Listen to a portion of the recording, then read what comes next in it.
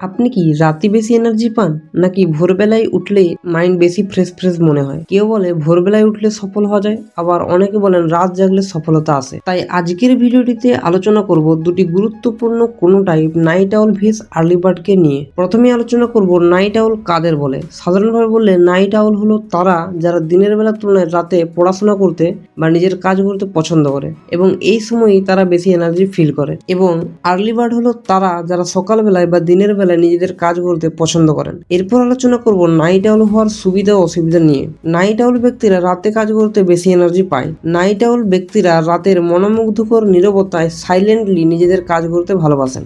এই ধরনের ব্যক্তিরা ইন্ট্রোভার্ট হয় এবং বেশি কোলাহলযুক্ত পরিবেশ ইনারা পছন্দ করেন না। ইনারা রিল্যাক্স ভাবে নিজেদের কাজ করতে পছন্দ করেন। রিসার্চ অনুযায়ী জানা যায় এই ধরনের ব্যক্তিদের মধ্যে ক্রিয়েটিভিটি বেশি হয় এবং ইনারা গভীরভাবে চিন্তা করতে পারেন।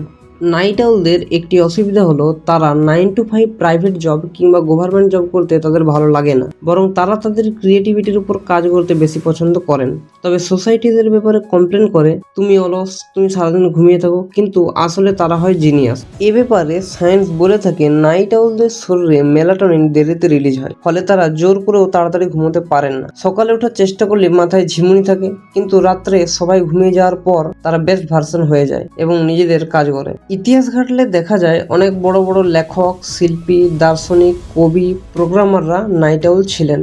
এরপর আলোচনা করব আর্লি বার্ডদের নিয়ে। এরা ভোরবেলায় বা সকালবেলায় কাজ করতে এনার্জি পায়। এরা সহজেই ডিসিপ্লিন ফলো করে চলতে পারে। এরা অফিসে, কলেজ ও দৈনন্দিন জীবনের ডেলি রুটিনকে সহজেই মানিয়ে চলতে পারে। তবে আর্লি বার্ডদের ক্রিয়েটিভিটি নাইট আউলদের তুলনায় অনেক কম হয়, বরং এরা নিজেদের 9 to 5 জবকে সহজে মানিয়ে নেয়। এখন প্রশ্ন হলো কোনটা ভালো? সায়েন্স অনুযায়ী কোনোটাই ভালো বা খারাপ নয়, কেবলমাত্র দুজনেরই কাজ করার সময় ও ধরন আলাদা। তাই আপনি নাইট আউল হন কিংবা আর্লি বার্ড, কখনোই কারো দেখা দেখি বা কারো কথা শুনে নিজের কাজ করার সময় বা পড়ার সময় চেঞ্জ করবেন না। এতে আপনার হিতে বিপরীত হবে।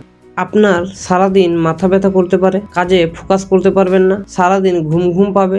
এখন প্রশ্ন হলো আপনি বুঝবেন কিভাবে আপনি নাইট আউল নাকি আর্লি বার্ড? এর জন্য এই 3টি প্রশ্ন নিজেকে করুন। প্রশ্ন নাম্বার 1, ছুটির দিন আপনি কোন সময় ঘুম থেকে ওঠেন? প্রশ্ন নাম্বার 2, কোন সময় আপনার মাথা সবচেয়ে বেশি শার্প থাকে? প্রশ্ন নাম্বার 3, কোন সময় কাজ করলে আপনি ক্লান্ত না হয়ে ফোকাস করতে পারেন? এগুলির উত্তর যদি হয় সকাল, তবে আপনি আর্লি বার্ড, আর যদি উত্তর হয় রাত, তবে আপনি একজন নাইট আউল। তৃতীয় আরেকটি গুরুত্বপূর্ণ ক্রোনোটাইপ হলো থার্ড বার্ড। সমাজের 60 থেকে 70% মানুষ এই ক্যাটাগরির অন্তর্ভুক্ত।